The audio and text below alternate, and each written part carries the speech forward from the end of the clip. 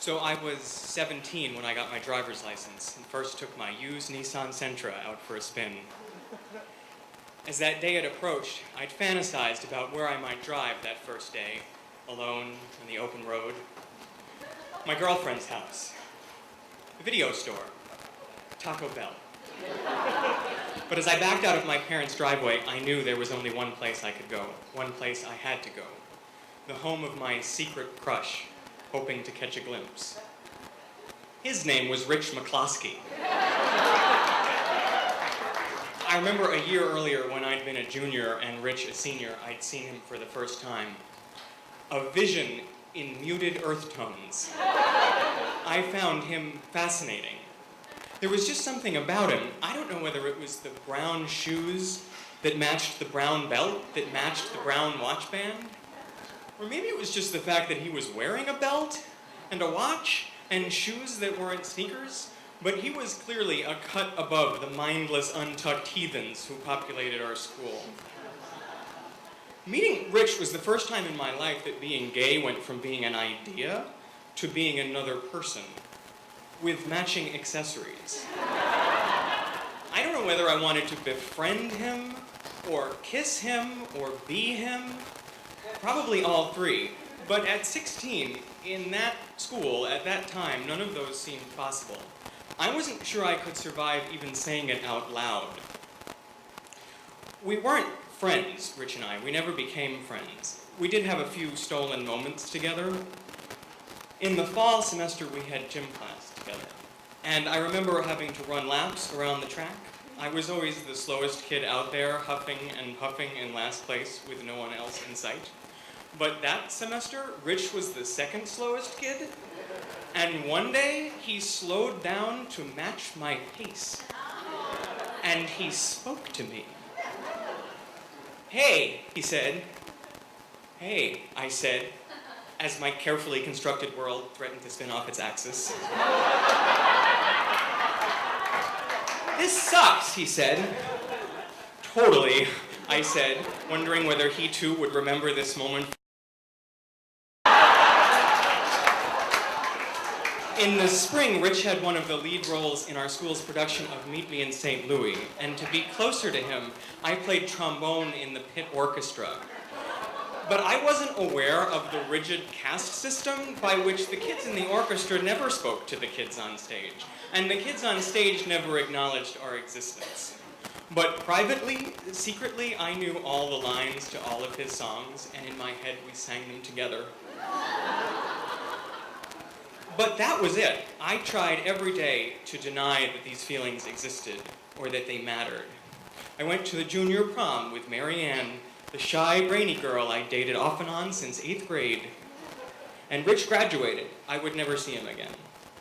But as months passed, I couldn't get him out of my mind. All of my confusion, all of my shame and anxiety, all of my hopes had become embodied in the memory of a well-dressed guy I'd barely spoken to the year before. I daydreamed about him, missing him, wondering what he was doing. And so, in the fall of my senior year, when I got my driver's license, I drove past his house, hoping to catch a glimpse. No such luck. But it was then, driving home from my first failed stalking attempt, that I decided to write him a letter. I didn't expect anything, not that he would feel the same way, or even that he would write back. I just had to tell him how I felt. I had to tell someone how I felt. I had to, for one brief moment, let all the feelings I had locked in my head spill out of my head, through my shaking hand, and onto a piece of loose-leaf paper. "I have a secret," I told him. "I'm gay. I've never told anyone.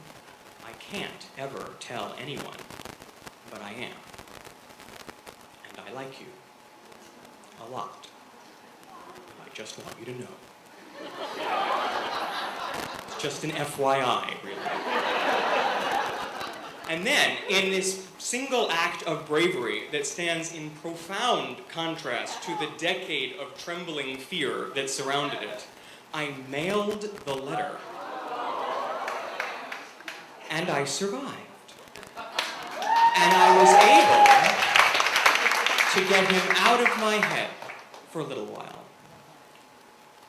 He was out of my system. I really expected nothing in response. Until December, when a Christmas card from Rich came in the mail. And every anxiety I had ever felt came rushing back into my stomach and my head and my heart. And I ran upstairs and slammed the door to my room and sat on the floor, turned on the radio, and opened that card. He was glad I'd written him the letter, he said. He was flattered, he said. He didn't feel the same way, he said. But he hoped I'd find someone who did. Merry Christmas, he said. And that was that. I went back to my life. I got into Georgetown, took Mary Ann to the senior prom. I tried not to think about Rich much at all. Now, it was about a year later that I finally said the words, "I'm gay," out loud for the first time to a psychiatrist I was seeing after becoming anxious and depressed at college. And I'll never forget what she said to me. She said, "Have you ever had a botched sexual experience with a girl?" And she put me on Paxil. She went on to explain, because sometimes, you know, when you have the sex with the girl and it doesn't go so good, you think, maybe I'm gay. She wasn't a very good psychiatrist. It was another year after that before I tried saying it out loud again, this time to friends at school, and this time, finally, it felt okay. Every time I said it, the shame got a little bit smaller and the anxiety faded a little bit more, and it became a little bit easier to believe that it would be okay. I even told Mary Ann. A few years after I graduated from college, I found Rich on a high school alumni website and sent him an email to say hello. He wrote back a few days later. He had thought about me a lot over the years, he said.